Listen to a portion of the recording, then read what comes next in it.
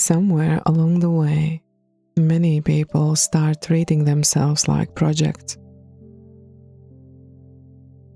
Something to improve, something to optimize, something to fix. And maybe that sounds familiar. Maybe you've told yourself, when I heal, then I'll be enough. When I'm more confident, then I'll be enough.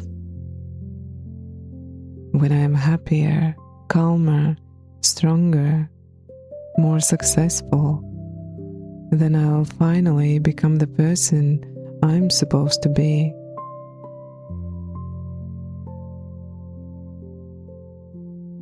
But what if healing was never about becoming someone else?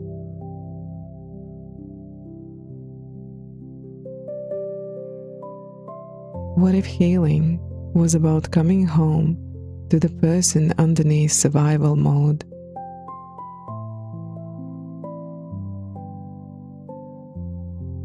The world constantly tells people they need to become more productive, more attractive, more successful, more disciplined, more healed, more something. And eventually people begin believing there is something fundamentally wrong with who they are right now. But perhaps the problem isn't that you're not enough.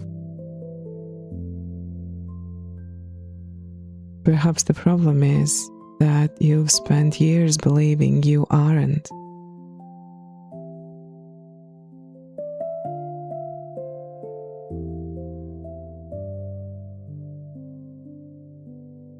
Before the anxiety, before the disappointment, before the pressure, there was still a person underneath it all. A person who loved freely, dreamed freely, felt wonder, felt curiosity, felt alive. That person is not gone. They are still there.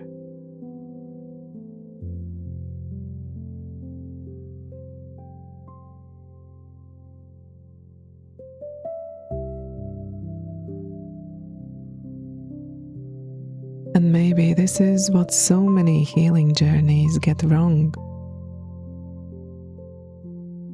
You do not need to become someone entirely new.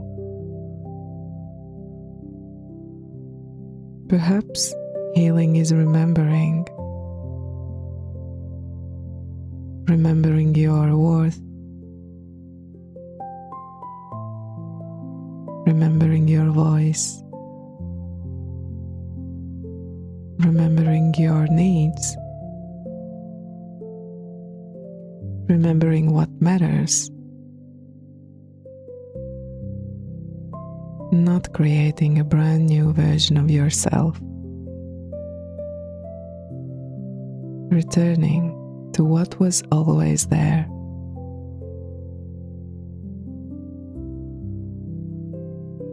Nature never tries to become something else. The ocean does not wake up wishing it were forest.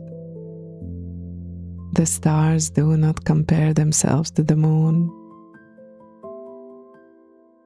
Trees do not rush their growth. Yet, human beings spend years fighting themselves, trying to become worthy instead of recognizing they already are.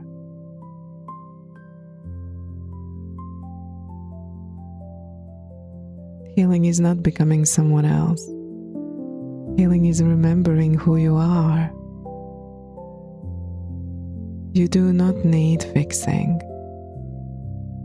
You are allowed to stop treating yourself like a project.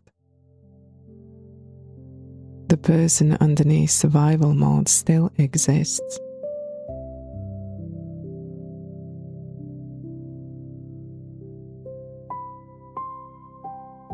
Some people are exhausted not because life is difficult, but because they are constantly trying to improve themselves, always chasing the next version, the next goal, the next breakthrough, or the next level, never allowing themselves to simply be.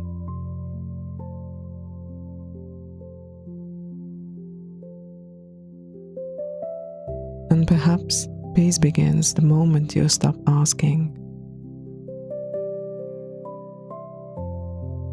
how do I become someone else? And start asking, how do I come home to myself?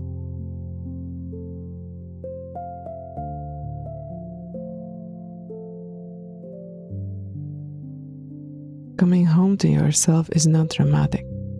It happens quietly. One boundary, one deep breath, one honest conversation, one act of self-respect, one moment of choosing yourself again and again. You will never mean to spend your whole life trying to become somebody else, the person you've been searching for may already be underneath all the pressure.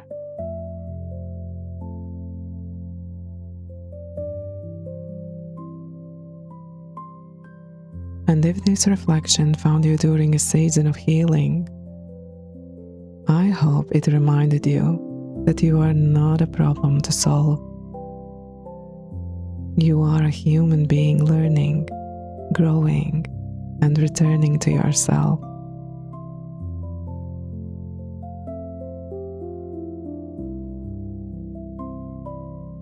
If these reflections help you feel a little more at home with yourself, you're always welcome here.